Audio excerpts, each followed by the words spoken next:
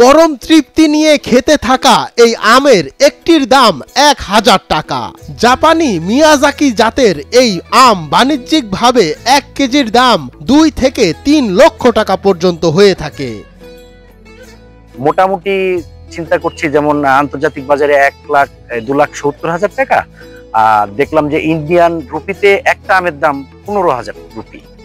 বাংলাদেশে আমরা চিন্তা করছি ১,০০০ রুপি একটা আম, অন্তত ১,০০০ রুপি সুপার শপে দেওয়া আছে, ৫টা মতো, 2টো বিক্রি হয়ে গেছে।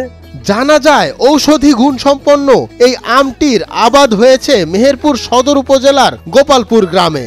গাঢ় খয়েরি রঙের এই আম গাছ লাগিয়ে ইতিমধ্যেই সফলতা পেয়েছেন বাগান মালিক মির্জা গালিব উজ্জ্বল। বাংলাদেশের ব্যবসায়ীরা বা আম ব্যবসায়ীরা মনে করে যে সাধারণ আম, কিন্তু এটা মহা ঔষধি আম। অনেক যে বহুজাতিক কোম্পানিগুলো আছে তাদের এই আমগুলো কার্যকরী। ২ বছর আগের লাগানো ৭৫টি গাছের মধ্যে এর মধ্যেই ফল এসেছে ৪৫টি গাছে।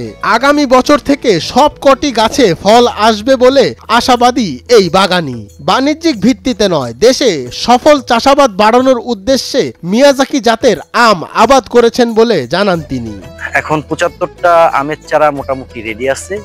যদি আমরা ধারণা করছি, আমরা যেহেতু একটা পরিপক্ক গাছ হবে তারপরে আম নেব, সেই মানসিকতা থেকেই এবছর আসলে 5% আম নিয়েছি। এই আম বাগান দেখতে দূর দূরান্ত থেকে ছুটে আসছেন অনেকেই। জানাচ্ছেন ইতিপূর্বে তারা দেখেননি এ ধরনের আম। অনেকেই বলছেন গালিব সফল হলে তারাও এই মিয়াজাকি আমের চাষ করতে আগ্রহী।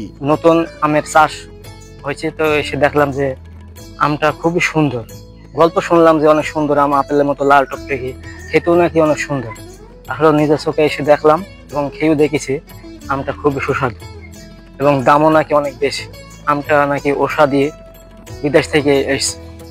তো আমাদের দেশে যদি সবাই আর চাষ করে অনেক লাভবান হওয়া যাবে।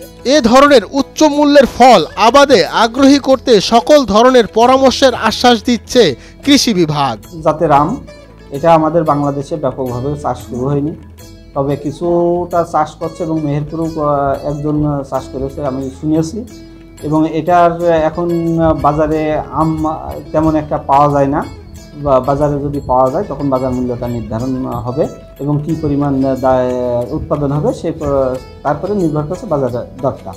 এবং আমি জেনেছি যে বাইরের দেশে এর ব্যাপক চাহিদা আছে এবং বাইরের দেশে এর মূল্যটা বেশ হাই।